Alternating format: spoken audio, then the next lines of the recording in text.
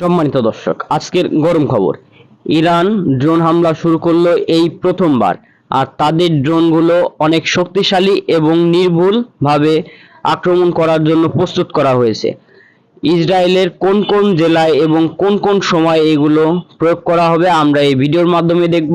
আর এই ভিডিওটি অনেক গুরুত্বপূর্ণ হতে চলেছে, তাই এই ভিডিওটি না টেনে দেখার অনুরোধ রইল। আর আপনি যদি আমাদের চ্যানেলে নতুন হয়ে থাকেন তাহলে অবশ্যই সাবস্ক্রাইব করুন আর একটি লাইক দিয়ে দেখতে থাকুন সম্পূর্ণ ভিডিওটি।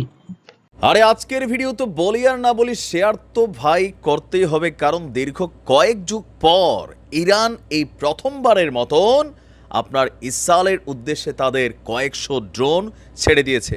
আজকে বাঘ আসে সেই বাঘ সত্যি আসলো।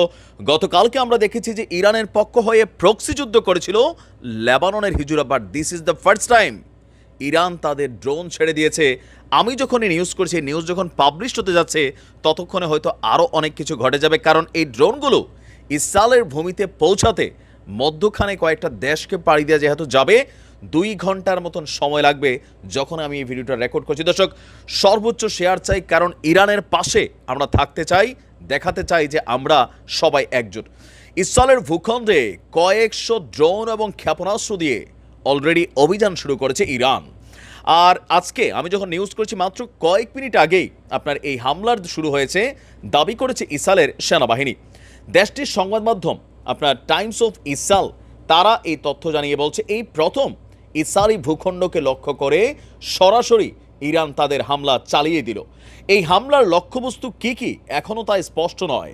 ইসরায়েলি সেনাবাহিনীর মুখপাত্র রিয়ার অ্যাডমিরাল ড্যানিয়েল হ্যাগারি তিনি এক জরুরি সংবাদ বিজ্ঞপ্তিতে বলেছেন যে ইসরায়েলি বিমান বাহিনী ইরানের এই ড্রোনগুলোর গতিপথকে নজরে রাখছে।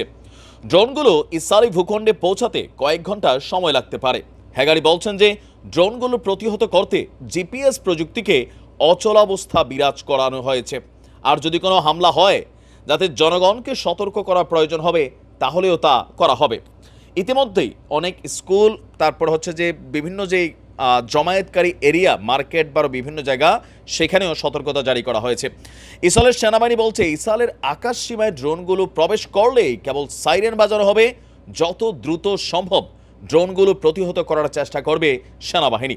ইসরায়েলি সংবাদ মাধ্যম চ্যানেল 12 বলছে যুক্তরাষ্ট্রই প্রথম ইরানি ড্রোন হামলার বিষয়ে ইসরায়েলকে অবহিত করেছে। আমি বলছিলাম না যে যুক্তরাষ্ট্র প্রতি সেকেন্ডে ভাই মেসেজ পাঠাইতে ইসরায়েলরে ইরান কোথায় কি করতেছে। আসলে মানে যুক্তরাষ্ট্র যদি মাঝখানে না থাকতো খেলাটার ধরনই বদলাই যেত। ইসরায়েলের প্রতিরক্ষা কর্মকর্তাদের ধারণা আগামী 2 ঘন্টার মধ্যে, মানে আমি যখন নিউজ করছি আরও হয়তো অনেক কিছু ঘটে গেছে, ইরানি অ্যাটাক ড্রোনগুলো ইসরায়েলের আকাশসীমায় পৌঁছাতে পারে। 2 ইসরায়েলি কর্মকর্তা আপনার এক্সিউজকে বলছেন যে ইসরায়েলের আকাশসীমার বাইরেই বেশিরভাগ ড্রোনকে ভূপতিত করার মানে ধ্বংস করার পরিকল্পনা তাদের রয়েছে।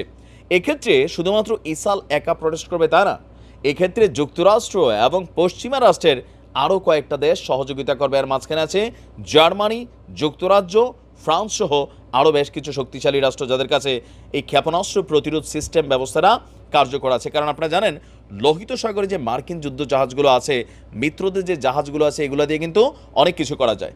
ইসরায়েলের সেনাবাহিনীর অবসরপ্রাপ্ত জেনারেল আমোস ইয়ালদিন তিনি বলছেন ইরানের ড্রোনগুলো প্রতিটি 20 কেজি করে বিস্ফোরক দিয়ে সজ্জিত, মানে ইরান যা পাঠাইছে 20 কেজি করে ঠাইসা ঢুকাইছে।